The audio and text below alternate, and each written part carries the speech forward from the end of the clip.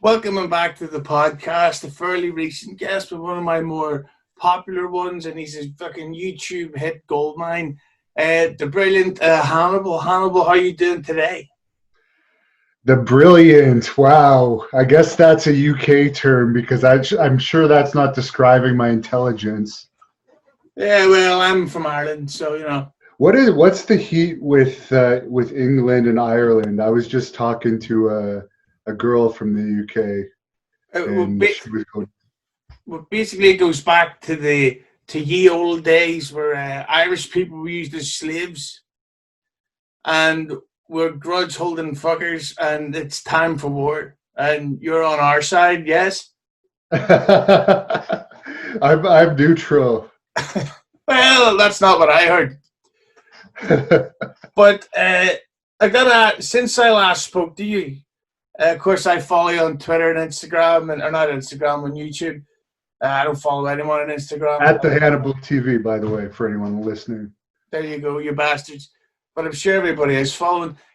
You revealed or announced that you've been going through a skin cancer treatment. So how are you doing? How are you feeling? It wasn't really a treatment. I just had to get it removed. I had a small piece of skin cancer on me, and unfortunately, because of this lockdown where I live, they actually shut down the cancer doctors.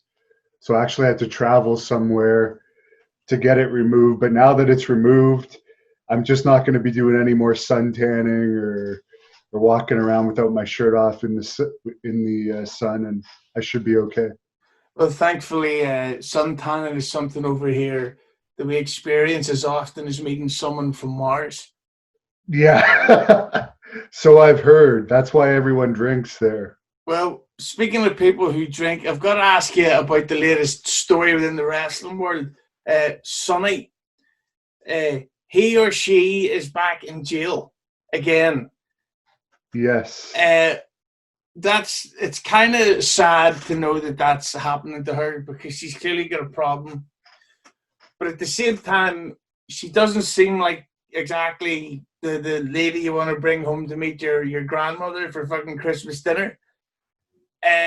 So the topic I'd love to ask you about, because last time we spoke about infamous stories and rumors.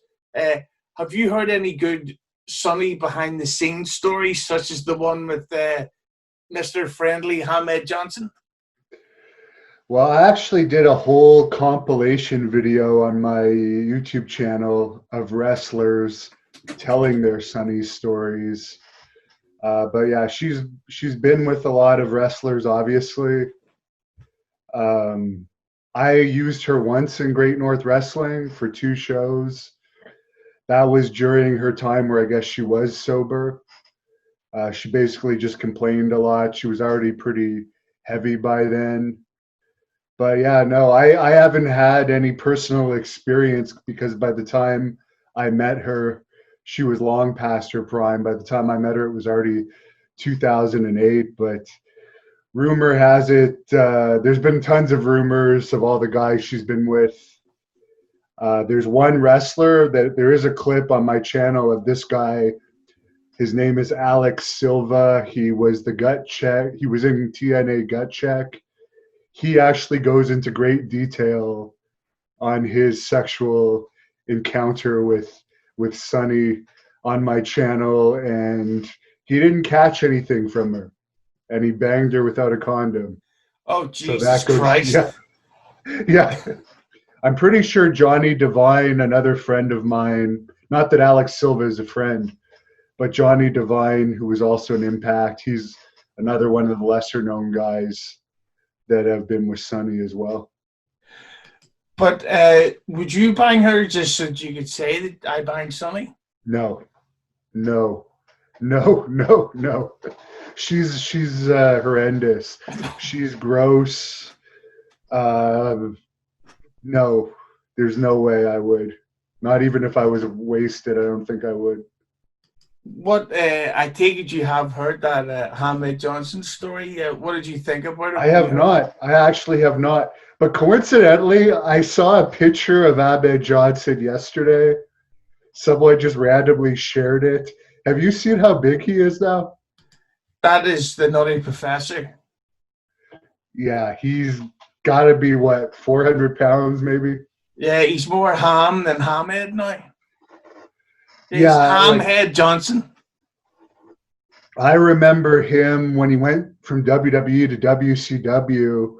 Didn't seem like much time had passed, but he gained like 100 pounds in that time. I think he was called Big T in WCW, but now he's just huge. It's actually impressive. He doesn't look anything like his old self. But yeah, please tell me the Ahmed Johnson story. Well, allegedly, of course, the story is that back in the sort of the later '97 days, allegedly Ahmed Johnson knew people who could get chocolates, Yeah. and everybody knows that Sonny allegedly likes that sort of stuff. Maybe some candy here, chocolate, definitely into the ice cream. Rumor was that they were one night. I don't know who she was with.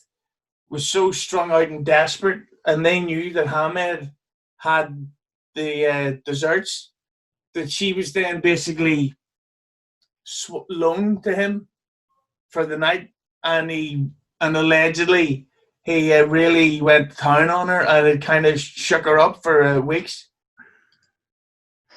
I'm going to have to ask him about that because after I saw his picture last night, I think I'm going to go on a mission to track him down and interview him. And I will ask him. I am interviewing Raven tomorrow. I know Raven allegedly had something to do with Sonny. I will ask him about that. An interesting story about Brutus Beefcake. When we used Sonny in Great North Wrestling here, Brutus Beefcake was also on that tour. And he had told me personally then that he had had sex with her. But then I brought up that story in one of my news updates. And then here's something funny. Brutus Beefcake tweets at me that he did not have sex with Sonny, but he did have sex with Missy Hyatt. And he tags Missy Hyatt in the tweet, as well as his current wife, who's also named Missy. So off the record, he could have been lying. Brutus is not known to be the most honest guy in the world. He could have been trying to impress me that he had a fling with Sonny in the past, but in 2020, he's now publicly denying it. Quebecer Pierre, who's PCO in Ring of Honor, also told me, I mean, this is, Animal will not admit this, I'm positive of it, but according to Quebecer Pierre, Animal at one point was also banging Sonny, according to him.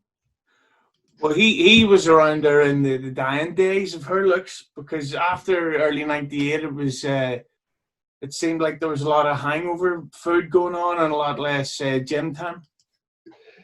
Oh yeah, I mean, I remember she literally was eating a Wendy's Baconator when I was driving her on the road, and she was talking to me about the pizza she had eaten the night before, an entire pizza. So I think around the time she joined WCW was the beginning of her weight gain. And it's not just the weight gain that turns me off. It's just the amount of guys she's been with. It's a bit of a turn off. But speaking of people who are not so much in the shape they were in the '90s, but are still going in 2020, Chris Jericho, of course, is the top guy in AEW. And as at the time of recording this is July 14th.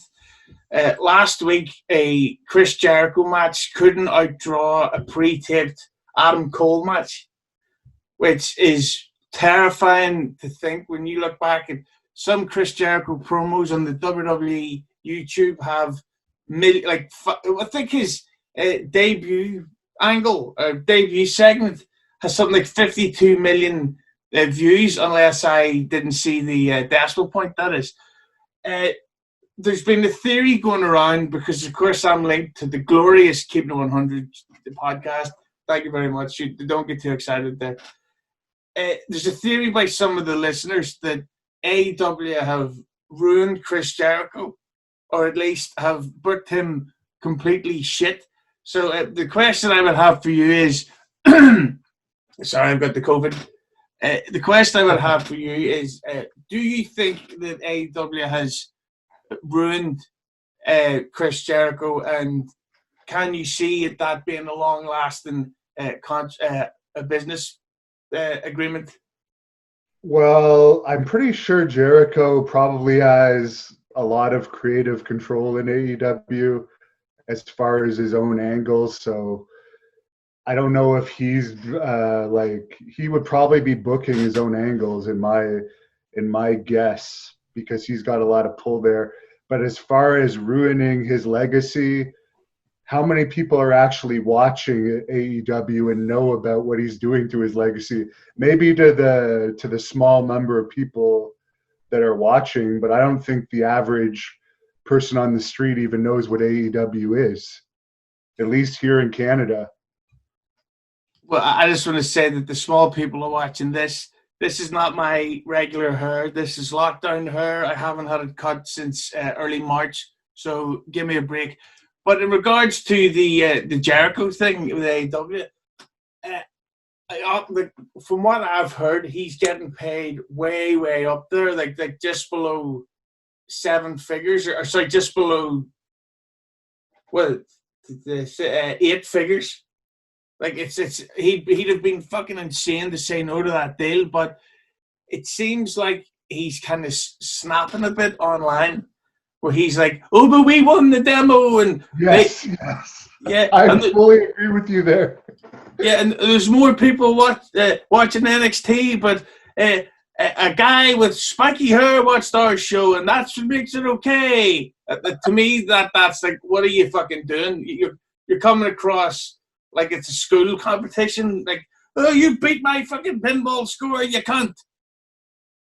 I agree with you on that. I found it funny that he's like, yeah, you won the viewership, but we won the demos, and that's what counts.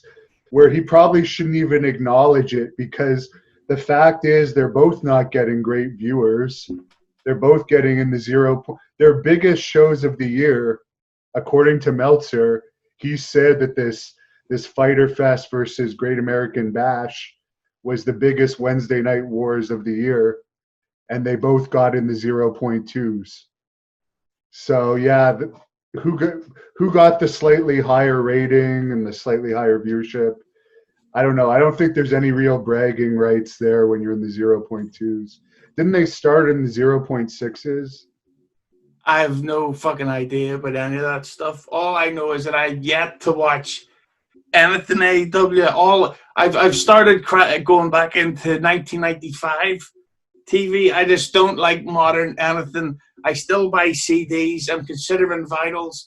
I was looking to buy an N64. I don't like modern stuff. It's all shite. Well, I was talking to Kevin Sullivan yesterday, actually, and I guess he heard me say recently, because I think that pretty much the TV companies are all crap, and I think it actually would be good for the wrestling business if they went out of business, because the product is so bad that maybe something good would come out of the ashes.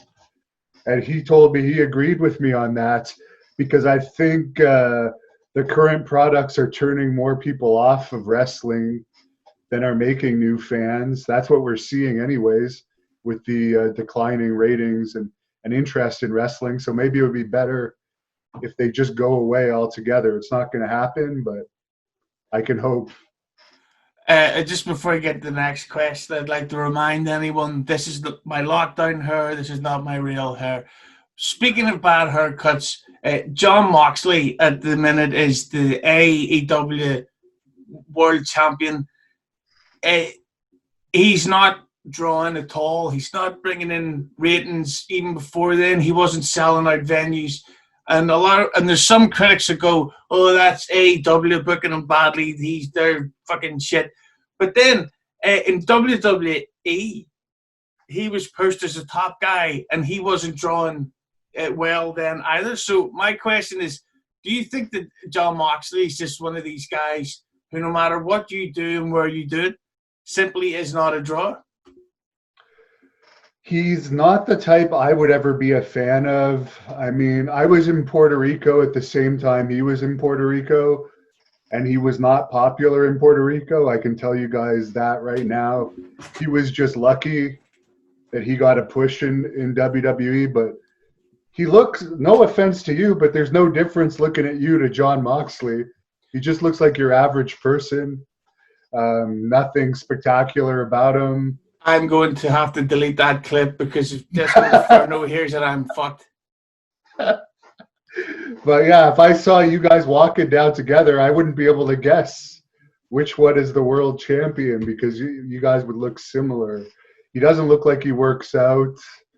I don't get the gimmick, but whatever. There's that hardcore group of AEW fans that are gonna like whatever they shove down our throats. And one dumb thing I have to also bring up about AEW is Taz, the manager, has now introduced a title that apparently is now going to be defended.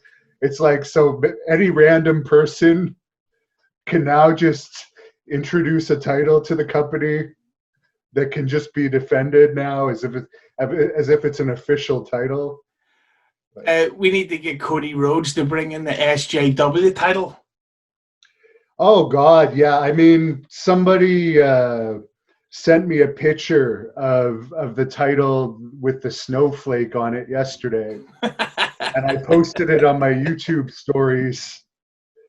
And yeah, I got some heat from that, but it's true.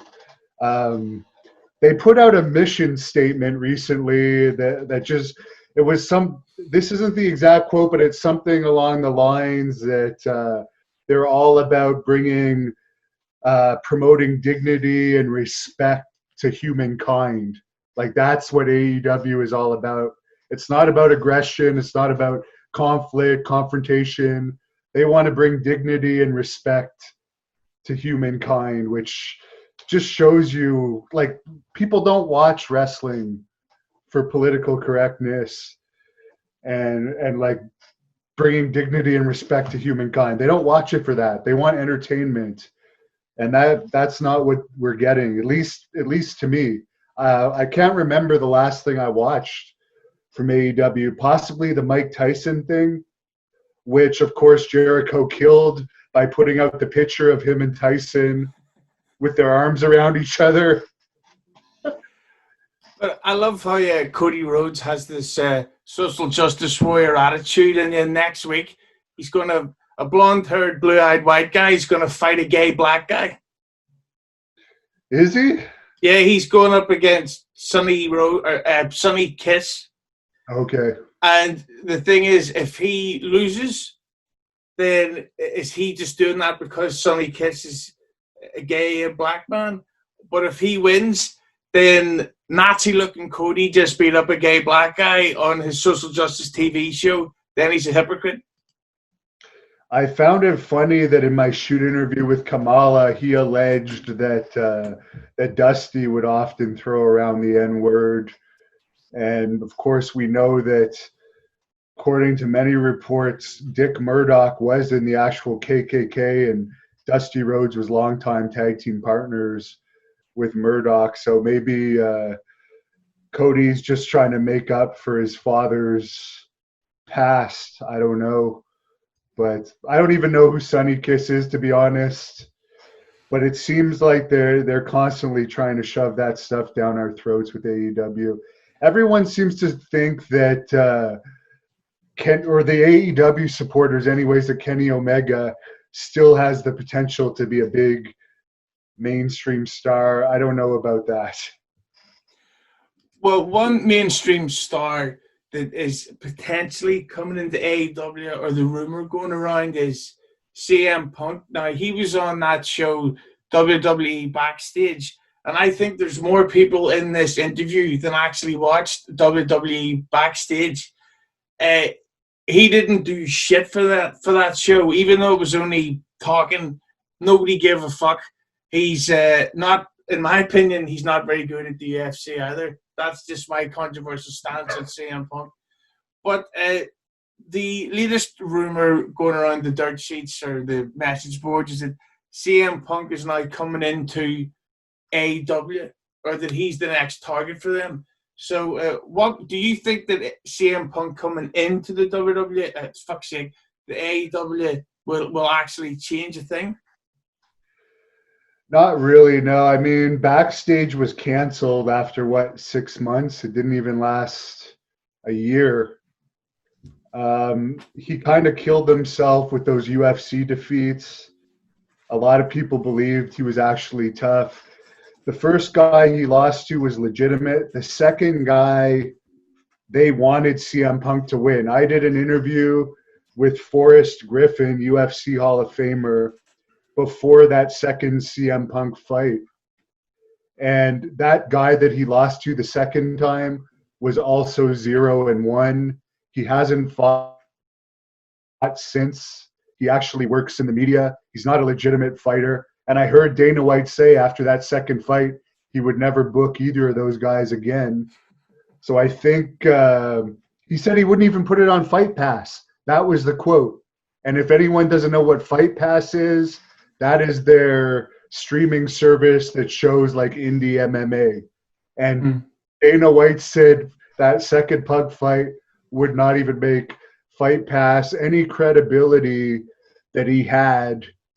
He's lost, I think. I mean, he got beat up by Ted Hart and those 2 UFC fights. I've never heard of him actually winning a fight. He does nothing but whine and complain. Some people might tune in to the first show that he's on with AEW just to see what's up. But I think that will lose its luster pretty quick. I don't know what they would offer him. I don't think WWE would be dumb enough to make him an offer now after he's kind of proven his worth with the failure of the Backstage show.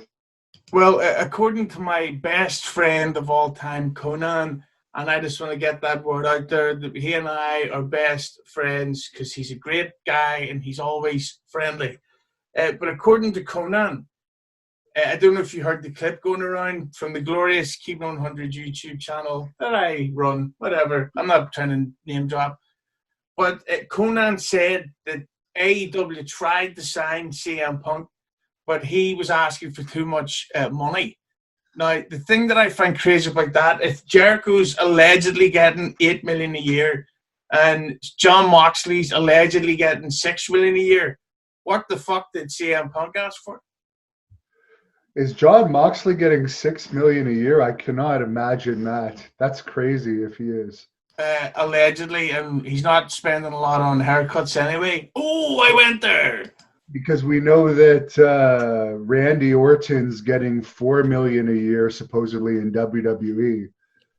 So, and Randy Orton was supposedly offered a better deal in WWE than what AEW could offer him. And in my opinion, Orton's worth far more than Moxley. So yeah, I don't know if I believe Moxley's getting $6 million a year. But I think it's the problem is that with the Tony Khan, it's basically he's got a real life version of what's that thing? General Manager mode on one of the SmackDown games. Only it's really happening, and he's got this crazy budget, so he can do opening match of the show, triple threat, Hell in a Cell, Iron Man, fucking blood match.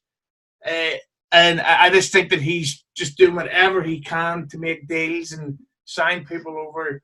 And again, it's not working out for him. Like, allegedly, Brody Lee is getting $1 million a year. And has not affected the ratings at all. He hasn't even affected the fucking locker room. Allegedly, of course. I don't want to get a kicking. Yeah, I don't know. As I said, I don't watch it. I did watch some of the vignettes they did with Brody Lee, and I didn't find them entertaining. I didn't find them entertaining enough to watch the matches he had. But for CM Punk, I don't know. They do need star power. They don't really have any star power. If they didn't have Jericho, I think they'd be literally dying even worse in the ratings, because I think most of the people that tune in is for Jericho. But yeah, CM Punk would give them a little bit more star power, but I don't think he's actually going to get them out of the 0.2s on like an ongoing basis. But he is somebody that your average person knows, because Cody Rhodes was never a big star before AEW. It's not like he was a world champion in WWE. They only really have Jericho. Who else do they have other than Jericho that's like that was a top guy in another company? I don't know. I guess If you count Japan, but most Americans don't watch Japanese wrestling. I don't know about Irish people.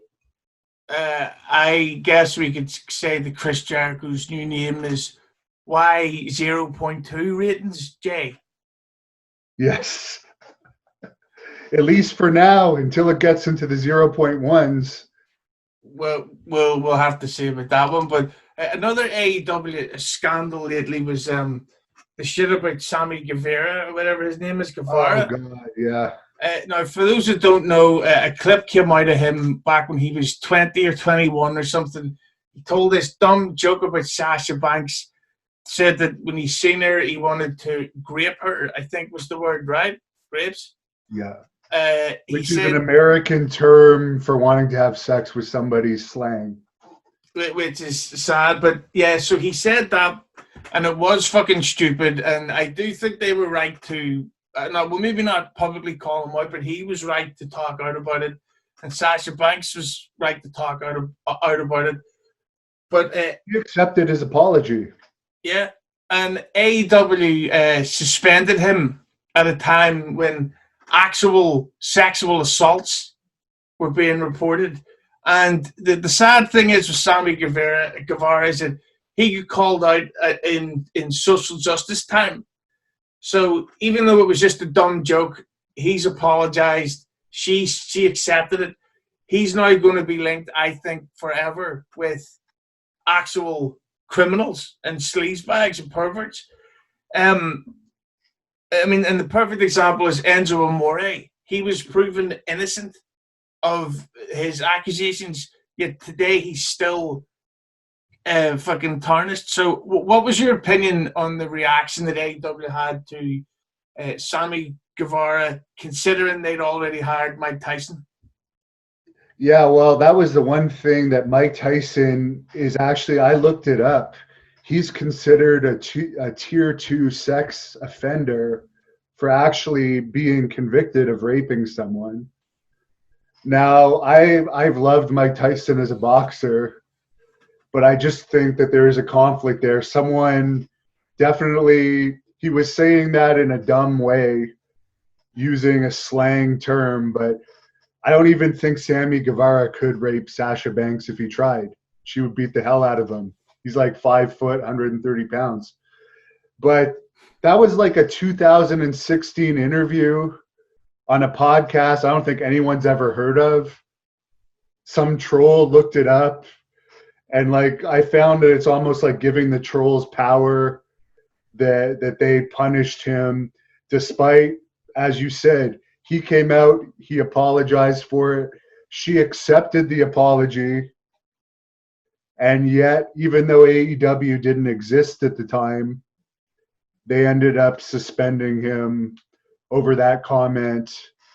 So I don't know. It's my main issue with that is how can Tony Khan be taking pictures with Mike Tyson and promoting Mike Tyson, a real rapist who is a registered sex offender, but the guy that makes a stupid comment before he's even with the company on a podcast nobody's ever even heard of, that some troll just found because he's a miserable person in his own life and wanted to drag Sammy Guevara down. I don't know. There's a little conflict there. I'm no Sammy Guevara fan, but I kind of sympathize with him for the reasons you stated. There's some guys like Joey Ryan that have legitimately done some really bad stuff. According to, like, I think when Joey Ryan has 17 or 18 accusers, there's probably some legitimacy to it, and now he's been lumped in with all that. Yeah, I just think though, well, and Konnan has said it. Well, not Konnan. Sorry, Disco Inferno. He said, and I can play the quote for you. He goes, if I was Sammy Guevara, I would quit and sue. I'd get my money. That was a clip from Keeping It 100. Anyone listening to the audio version? But I just think that this was a ridiculous overreaction, and it's this sort of social justice stuff that I think is going to add to the ever-growing AEW backlash. Well, actually, I said the same thing as Disco Inferno, maybe not in the Kermit the Frog voice, but what happened was if there was a wrestlers union that everyone always talks about, that suspension wouldn't have gone through. He could actually, without even quitting, he could sue them over the lost wages because that's a wrongful suspension. He wasn't even working for AEW. But then if that happened, he would be fired from AEW most likely, or they wouldn't renew his contract.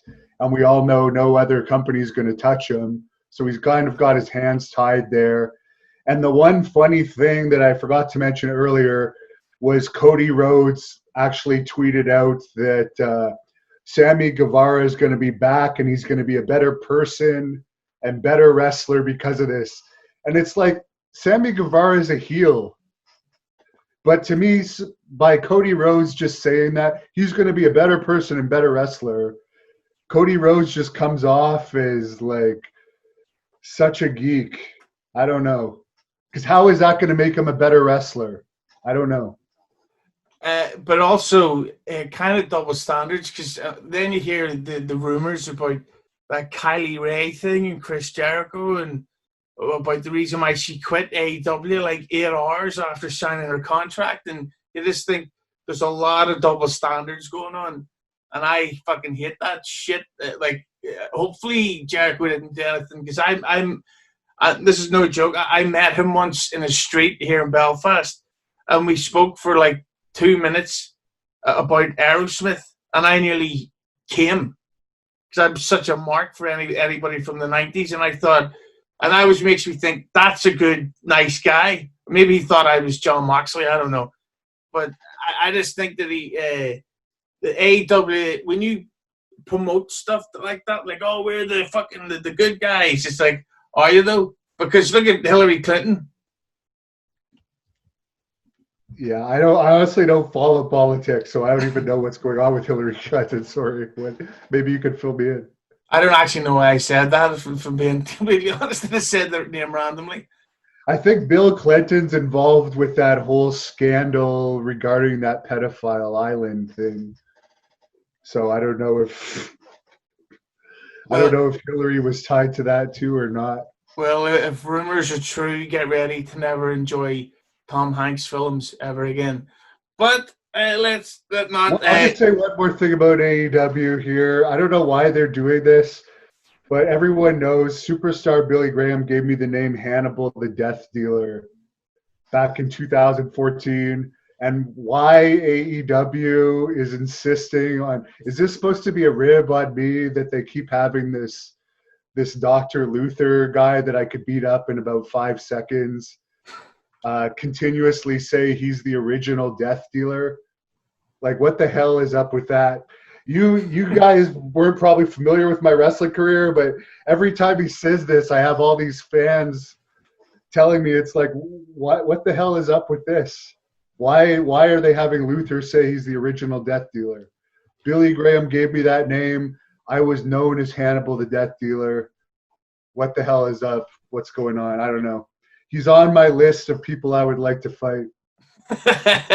Well, hopefully, I don't know if Jericho's put him up to it or not. I know they're buddy. That shows you Jericho's pull, that they got that guy hired because he's best friends with Chris.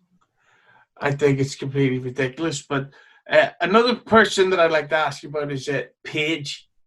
Now, she's one of these people that I don't understand why she's still under contract. Because she broke her neck in the WWE ring. Possibly, but then I heard she get a little bit of hate on that because it was her fault that she called the spot that broke her neck again.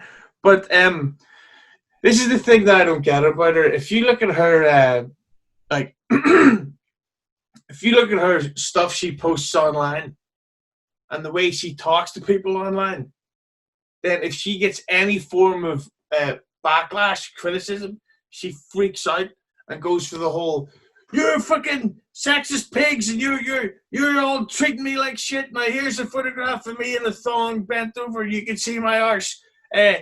But don't judge me sexually because that's fucking disgusting. How dare you?" This seems to be happening a lot with women in the wrestling industry, where they will start an OnlyFans page. Like, I'll be totally honest. If I could make money for looking for how I looked, I would do it. So I'm not trying to be like, oh, how could they show off their cunts? We don't need to see that shit, because we do want to see it, and some of us have, especially Sonny recently. You know what I'm saying? Oh God, don't remind me. But with the page, I was searching up, honestly, and I hate to say this, when I was searching up that news on SETI yesterday, some of those pictures popped up. It's well, that's a shame to hear that, but send me the link. But so, what's your take on the rise in women in wrestling, where they will, for their social media, like if you look at Lana especially, holy fuck, the body on her and the photos she posts online, and with Paige doing the same, and a lot of the women do it. But then, if they're in any way booked in an angle or a match that somehow is to do with their sexuality, their looks, they freak the fuck out. Yeah, I don't know. I haven't really been following any of the divas on social media, but I had some personal experience with one woman that wrestled for our company that was like wrestling in scantily clad outfits. And then she had an issue with some of the comments on the YouTube that I should, you know how difficult it is to filter every single YouTube comment you get when there's 2,000 a day. It's like, if you don't want comments about your butt or whatever, don't wear clothes that are showing off half your ass. But I understand what you're saying. Yeah, I think there should be a mix, though. They like to shit on the Attitude Era girls, but ratings were much better then. And you are entertainers. You're not real Olympic wrestlers. WWE doesn't even call them wrestlers anymore. They're storytellers, or they're performers or entertainers. That's literally what Vince wants them to be called. So why do they have to only do just wrestling? What's so wrong if there's going to be a pillow fight or an oil match here or there? It mixes things up. I don't know. You're an entertainer. If you want to do Olympic wrestling and wear the Olympic singlets, go ahead and do that. But I don't know. I did disapprove of that Saudi Arabia match where they had the girls. Did you see that one? Yeah, that was fly with Saudi Arabia rules, where don't they like chop off a girl's clit in Saudi Arabia once they're old enough to experience sexual pleasure because they feel it's wrong? Yeah, but yeah, they had those girls wear those outfits for that special match. I don't know. Maybe that's what would make them happy here in the U.S. Bro, what about a burqa on a pole match, bro? Yeah. Loser has to wear a burqa for a year, bro. I don't know. I think being just like men, like, yes, there are some fat wrestlers like the Keith Lees and the Kevin Owens, but overall, we have to show our bodies too. Most of us have to keep ourselves in good shape, wear small tights. I mean, it's a body business. You're entertainers. You're there to look good it makes it more attractive to watch for the fans. So I don't know. To me, it's just part of the game. And yes, there's going to be rude people online. There's going to be trolls. There's going to be people that give you heat. It's part of the business. Don't get into it if you can't take the heat and your skin isn't thick. That's the way I look at it. But Paige has put a lot of stuff out there. I mean, there's a lot of stuff out there on her, and yes, she did have those sex videos leaked, which apparently Psycho Sid watched. And there's a funny clip of my channel of him talking about it. But like, why would you even film that to begin with? I don't know. Yeah, she like I'm no fucking conservative at all. I'm all up for the kind of dirt. But I seen her video of her fucking basically doing a demolition beating on her own anus by choice, and I thought, my God, like that even for me, I thought that's pretty rough. Though I've watched it. There's also one of Ricochet doing that, by the way, out there for any of the bisexual or gay fans. Yeah, Ricochet. Like, listen, I'm all. Listen, I'm all for, do whatever you're into, whatever makes you happy. But I've never ever heard of a guy doing that. But who was that video for? I don't know. Yeah. I didn't see that one of Paige. I saw the one of her getting double teamed by Xavier Woods, and I forget who the other guy was. I don't think he's with WWE anymore. Then there was a third one, I think, too, that appears she's having sex backstage at an event with someone. I just think the real shame there is for the Paige movie, which I actually saw. It could have been so much better if it showed like the real Paige. But she's almost a saint in that movie that they did with her. That's one of the things I find so weird about that Paige film is in it somebody called her, she goes, "Hey, calm down, sex tape." And I thought, was that written into the script? Or was that done in research? Because since the filming, the tape came out, I just thought that was very, very convenient. And thank God they did, because that film was shite. The best part of that film was The Rock's promo. That was the part that I liked. And I thought that Vince Vaughn played like a WWE talent guy very well. That's how they are. They're dicks, they're assholes. Do you know supposedly one of them, I watched a video of Tito Ortiz training in WWE, and like one of the WWE talent guys' names is Seaman. Canyon Seaman? Yeah. I don't know, man. I couldn't look at him with a straight face. Mr. Seaman. Yeah, well, we don't know how straight that would be, you know what I'm saying?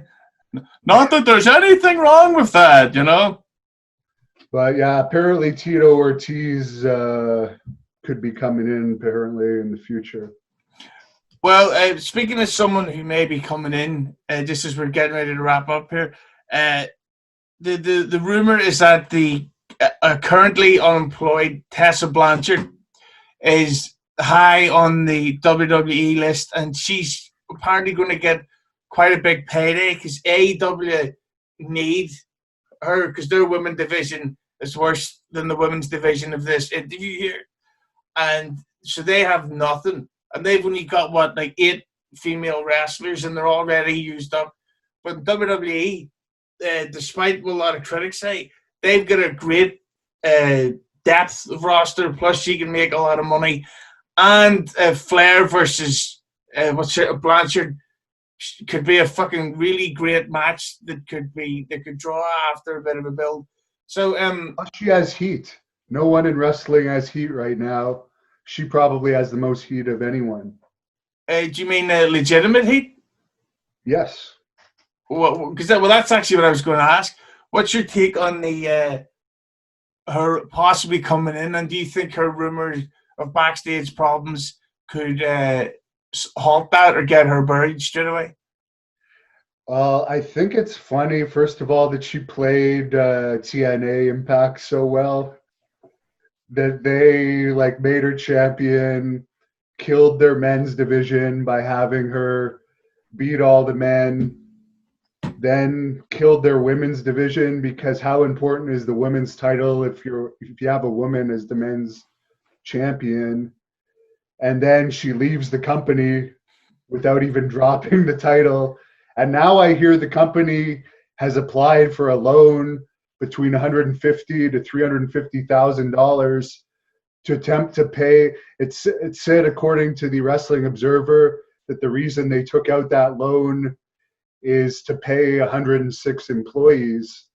So they're not in the best shape right now. I hear Gallows and Anderson might be coming there, but if they're taking out loans, I just wonder what the future of that company is.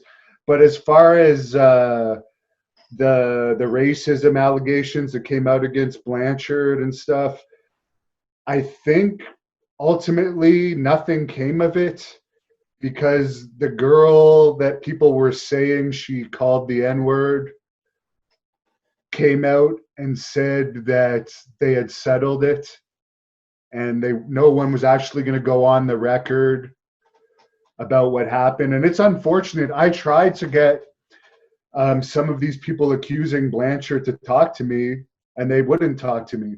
So really, in the end, it was all just hearsay. Whether it happened or not, no one would actually stand up and actually go on the record about it. Does she have a bad backstage reputation? Yes. Is she a pain to deal with? Yes, I've dealt with it myself, dealing with her. When we tried to book her in Great North Wrestling, and she had a flight issue. She couldn't make the show, but then she wouldn't do like an apology video for the fans or any interviews with me in the future. But as I said, she has heat. People legitimately don't like her. She's a heel with heat. There isn't any really in wrestling right now. And WWE needs her. As you said, her versus Charlotte is money. She could also do well in AEW, but I think WWE could probably make her a better offer. A better offer, and comparatively, their ratings are huge compared to AEW. But I just think that I think that if they sign her, I'm not saying she's going to like set the world on fire or any of that, but I think that it's going to make their TV much more interesting. Where if she goes to NXT, I would say that's going to make it instantly more interesting than fucking Nyla Rose versus the fucking small Japanese lady again. I don't think the Nyla Rose experiment was a positive one in the end. I really don't think it did anything. They never really promoted her as a transgender. They promoted her as a straight woman, but everyone knew behind the scenes that it was a transgender individual. So I don't know if it really did anything for the transgender people, since they never actually promoted that she was transgender on TV. They just try and promote her as a straight female. But I guess the issue was, and I haven't seen much of her, but I guess she wasn't really that good either. I guess that was one of the issues why she didn't get over. Yeah, that is the problem with AEW, and like Nyla Rose is the perfect example where they do all this preaching about diversity, and we don't care about your race or your gender or your sexuality or any of that shit. It's like, okay, fair enough, but you can't then just hire people because you need to tick a box. Like, we need a fucking white guy, we need a black woman, we need a fat Asian, here's a dwarf transgender Indian person. It doesn't. If they're no good for the job, they shouldn't be hired. And as top of that, when you look at AEW, they do all this shit about we're going to hire different races, but then they only push the white guys, and it's always the white guys on the poster. But then if you look at WWE, what is there? Something like there's 11 of their champions aren't milk-faced crackers like us. So I think that there's, again, the double standards of AEW is for everyone, but mostly if you used to work for the WWE or you're one of Cody's friends. Yeah, or the Young Bucks friends or Jericho's friends, as we just said with Luther there. You can get in, and Cody, everyone knew was going to win that stupid TNT championship. They killed that the guy who Jake the Snake manages there, what the hell's his name? Lance Hoyt. They brought him in and they had him jobbing to Cody within a month. Yeah. It's just too bad because they could have had something there. And why does Cody need to win that title? He's an executive of the company. Why not try and push the heel a bit? And then after the match, they all take a picture smiling together. I don't know. But yeah, you have a good point. Definitely, there's more diversity, diverse people getting pushes in WWE than AEW, I guess. Yeah, because the problem I have is, like, if you look at The Rock, have you heard of him? I may have heard. Isn't he an actor now? Yeah, he was in that Baywatch. That's good shit. That great movie. You know what? I watched that one twice. Why? It's official, everybody. Hannibal lives in a mental home. I think the best scene of that one is the guy that gets his dick stuck in the lawn chair or something. Did you see that? Unfortunately, yes. Yeah.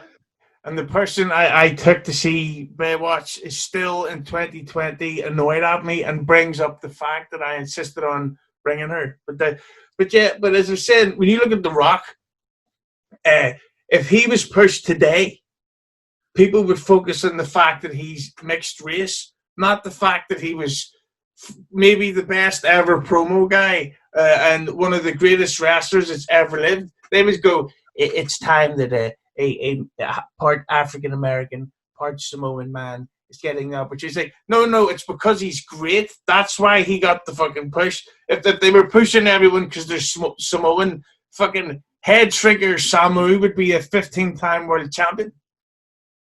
Yeah, that's true. And that's the problem with AEW, and that's the problem with the diversity. But what I don't have a problem with, Hannibal, is you. I think you're one of the better interviewees going. But just before I let you go, one question for you, though. What do you think about Conor McGregor posting a picture with the WWE title? Now he's saying he's retired from MMA fighting. We know he could get paid more in WWE. Are we going to see him appear? I think that with Conor McGregor, the problem is he's that perfect thing of he's so rich that he doesn't need to work, but what he needs is attention. And I think he's going to embarrass himself because he's clearly not done with the UFC. And there's no fucking way he's going to retire. That McGregor versus Khabib 2 is the biggest possible MMA fight in the world. There's no fucking way he's going to go, I can't even do an impression. There's no way he's just going to stay home. So McGregor is about to tarnish his own rep. But speaking of fights, it's been confirmed for later 2021, and I can't fucking wait. Tyson Fury versus Anthony Joshua. It's going to be fucking massive. I don't give a shit what happens that day. If it's a funeral, fuck them, they're dead. They're not going anywhere. I have to see this fight. For me, I'm Team AJ all the way. I fucking love him, which cancels out any of the rumored resurfaced tweets of mine. So when it comes to Tyson Fury versus Anthony Joshua, Hannibal, who is your money on? I would say Fury. I'll have to go with Fury on that one. You're a scumbag, but that's not that I'm going to take that. How come, by the way? Pardon me? Why do you think that Fury's going to cheat to win? Just because he's training hard and he's on a roll. I believe he has a size advantage, doesn't he? Only in height, but Joshua he's like nearly as muscular as me. He'd fucking kill him. What about reach? I think AJ's got him on that. Well, I don't know. It could be interesting. I haven't seen much of Joshua, I have to tell you. But no, I haven't. Oh God. But I would have to go with Fury because he's the wrestling person as well. And I gotta support the wrestling people. And also people say I look like him, so I got to take the side. I can see that. I don't have the boxing skill of him, by any stretch, but I will take that as a compliment. Well, speaking of compliments, if anybody wants to compliment you, how would they contact you? What's the social media? What's the YouTube? Well, youtube.com/The Hannibal TV. We're on Twitter and Instagram at The Hannibal TV, and I have a personal Twitter at DEVONHANNIBAL. But thehannibaltv.com has all the links. I would highly suggest people check it out and subscribe to my channel for great interviews. Maybe a Konnan interview coming up if you can hook me up. I would, but that cunt won't even do mine. And that's not that I don't take that personally or try to throw digs at him, but he can fuck himself. But he's a great guy, though. But I definitely think that if you tweet him, he would do it, because I think he'll do any podcast but mine, just out of spite. Well, if I do get him on, since you're such good friends with him, I'll definitely ask him about you. I heard someone tweeted me not too long ago a clip from your Keeping It 100 podcast with Disco telling Konnan he should do my podcast. And I actually had about 10 people message me about it, saying that I should have Konnan on. So that might be one I should actually work on. That would be amazing. And if you're speaking to Raven, mention me, because I can happily say and confirm that on my recent podcast, I have a clip of Raven singing a song about me. And not to spoil the song, but he calls me a cunt. Okay. There you go. And listen, Hannibal, I want to thank you so much for your time. Hopefully I speak to you again. And just before you leave, this is not my real hair. This is lockdown hair. Thank you. Very good. This is not my real hair either. It's my lockdown hair as well. And this is not my hair, because I am a last word freak.